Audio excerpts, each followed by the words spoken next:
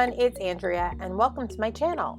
In this video, I'm going to take one of my leftover Craft with Heart subscription kits and I'm going to take it from just okay to something that I really love. I don't know if you guys ever do stuff like that, but I got this subscription kit in my box from last fall and I've already put together this top layout here, but I also had this bottom layout that was just kind of hanging out on my desk. And it wasn't my favorite because of the pink tones. And I just wanted to see if I could maybe use this for these pictures of our puppy Ollie. I liked the clustering idea. I didn't like the placement. My photos are a little different than the ones that are on the subscription kit, so I'm going to make it work for me. So first in the kit, you get memory protectors. I don't need that right now, so we're going to set that aside. And then you get the pre-printed bases. And the photo mats here don't work for the photos, for the photo orientation that I have. So we're going to have to do a little modification. I like, some of the elements are pre-printed and that's always cool. We've got some punch outs and some stickers as well. And we've got lots of photo placeholders, which we're not going to use because we're just going to use the photos. There should also have been some espresso photo mats in my kit, but I must have used them or misplaced them. So I've just brought down some of my old pieces of espresso cardstock that I'm going to cut to the proper size. Now, one thing that I like to do, I'm using a couple of Versamats. I just like to put a little bit of our tape on the back of my layouts because it just helps the paper to kind of stay on the grid of these Versamats. I find the Versamats are really good to line things up when I'm scrapbooking. So it's a very useful tool and two of them are better than one. So I'm just going to begin by playing with these photos and seeing where I want to place them. I know I definitely want that one bigger picture over on the left page with the title, but I'm not quite sure yet. I also have this 4x6 photo where I put two 3x4 photos on it using my Becky Higgins Project Life app on my phone. And I love that app because it can give me two 3x4 photos and I can send it all as one 4x6 and it's very budget friendly to do that, to use that app. I'm going to trim it down again. I'm going to make these 3x3 photos here just because I think it'll just work better on this layout. Just a hunch. I could have kept them 3x4, but it's okay to trim those down a bit. At this point, I'm going to just look for some of that espresso cardstock that I keep the bigger pieces. Like here's a piece from a CRICUT cut. So I'm going to make some 4x6 photo mats for my photos. I didn't try to keep my photo mats to 4x6 sizes instead of keeping the picture 4x6 and increasing the photo mat, simply because I can get more out of my cardstock that way. So I'd rather trim just 1/4 of an inch off the length and the height of my photo than to cut photo mats that are bigger than 4x6s. So that's what I'm doing here. And as I am going through and I'm adhering all of these photos down and placing them just a bit to try to see where I think that they will flow best on the layout in these built-ins. I'm not worried so much about the built-in photo mats. I'm thinking we're just going to use them like they were meant to be there. Just another block design element in back of the photos. No big deal, right? I'm doing this though, I'm thinking ahead. I really want some kind of border or something to spice this layout up. So I am thinking, you know what, I'm going to grab my Yuletide Borders thin cut set. It's a lot of Christmas images, but it has this one viney image on here that is just really multi-purpose. So I have gone ahead and cut 4 lengths of that out of my gold foil paper. I love that paper. It's subtle. It's not super blingy like glitter paper would be. And I just use my liquid glue. I bring in my all-purpose craft mat, dot it a little bit, and I'm going to use those as a border. Now, the one thing I wish, these, unlike some other borders that we do carry, these are meant for cards. So they're 5.5 inches long instead of 6. So they don't go concurrently across my page. They don't run into each other. And I start to adhere them down and I give it a little room on the left and a little room on the right, but I wish that I had just gone ahead and butted those up against each other in the middle and left some negative space on either end. So that's the one mistake in hindsight that I probably would have made an adjustment here, but on the one layout, I'm going to go ahead and cover up that gap, and I'm going to live with the little gap on the other side. It's fine. Nobody else will notice, but it's just one of those things that I did, and you'll see I'll try to lift that at some point, but it's stuck down with this adhesive. Once it's down, it's pretty much down. I'm just going to go ahead and adhere the other pieces here on the right hand page. And I think you can see a bit of that foil here as I am adhering them down, especially on the right page. It's catching the light. But you'll see it's a subtle touch of bling. And there we go. It doesn't really detract from the layout. It's very subtle, but it's there, and it's something that sort of gives a little definition between that patterned paper at the bottom and the top of the page. Now I'm just going to play with placement here, and I do know that I want to put my title on my left page. It's one of those things now that many of my scrapbookers say, we read from left to right, we like the titles on the left page. And although this layout's for me, it's sort of been ingrained in my head.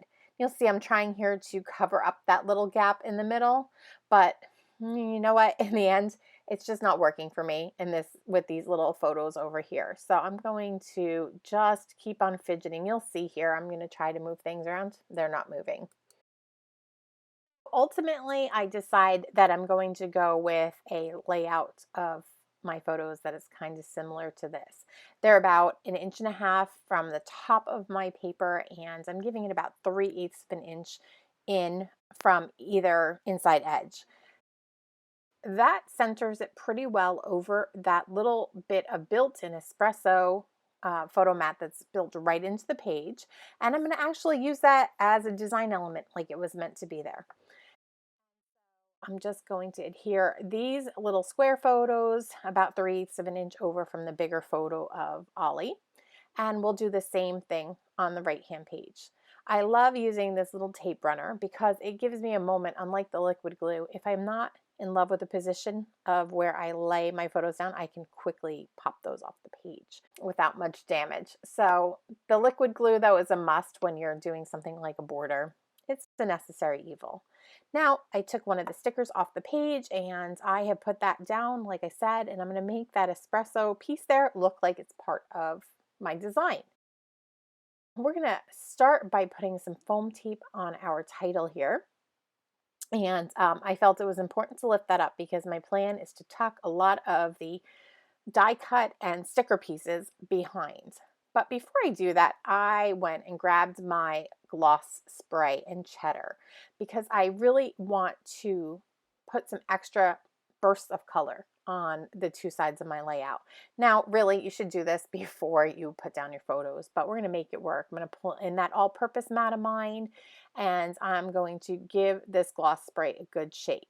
I'm also going to have to cover up the photos because I don't want gloss spray on my photos. So before I go ahead and spray, I'm going to just pull in a piece of, a scrap they have laying around. So I'm actually going to use the layout guide and place that down. So now you get a look at what that layout should have looked like. And it was okay, but it just wasn't doing it for me. I am one of those people that has to rearrange everything to make it work for me. I love those gloss sprays. They have become one of my favorite products that Close to My Heart carries. We have 6 colors, and I just love them because they add some texture and color to my pages, and I feel like they really anchor down the elements to my page. Now they dry pretty quick, and my house is pretty dry at the moment, so I'm just going to go ahead and remove the craft mat. I will wipe that down off camera, and then I will just put my layouts back down carefully. I'm not laying my hands into the gloss spray at this point in time, but I should have given them a little while longer to dry. If you're going to do this, spray gloss spray first and then come back to arranging your layouts. Now that we built the big part of this layout, I think it's time to start embellishing, don't you? So I've used that foam tape and I popped up my title, and I've done that so I can tuck these beautiful little punch out die cut leaves here and there.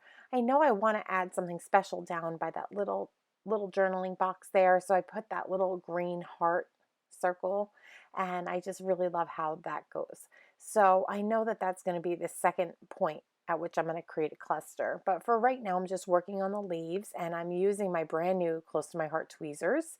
I love those tweezers. They really help me. I have neurological issues, and using my hands has become a problem. So those little tweezers are an extension of my body, and they're not reverse tweezers. You just push on them, they close, and they are perfect. They are, just such a helpful tool to have, and they're really inexpensive too. Now I'm happy with that cluster over on the left, so I'm just going to punch out the rest of these little leaves off of my punch out sheet, and I'm going to move on to make a little tiny cluster by that green heart. So that's cluster number 2. I love the way these little bluebell leaves just give it such a punch of color here. Yeah, I've torn some of the leaves. I don't know if you caught that in this fast forwarded video, but I decided to tear one of those big leaves in half and use both pieces by that green heart. Now I'm just creating the cluster on the right hand side of my layout. And I wanted to make sure that I had one bluebell leaf cluster in each of those 3 little clusters of leaves so that it drew your eye across the page. And I just like the way that that feels from a design point of view. I'm going to tuck in that last little piece there. I'm going to tuck in some of these stickers here and there. I just feel like it makes the clusters more full. I like the way that's looking. And then I pull out my Grateful Heart cork shape stickers. They're little embellishments from years gone by. And I have them still in my stash, so I'm loving my stash, and we're going to use up some of these cork shapes. I just think that the little leaves give a little more texture. They lend just a bit more to my little clusters here and there. So we're going to put those in. They're getting a little fragile as they age here, so I'm trying to be careful, and I'm using my tweezers to place them around the little clusters of leaves here. And there we go. And I'm even going to use, there's some little plus signs. I'm going to make those go up the page. I just think that it's going to look finished with this little design element. And they're kind of a neutral tone, so they blend right in with this fall layout. It just mimics the leaf color in the photos for me. So I'm just going to continue to place those around and give this layout its finishing touches. They're just so pretty. And all that's going to be left is the journaling when we're done placing these stickers. I really love my Craft with Heart subscription box.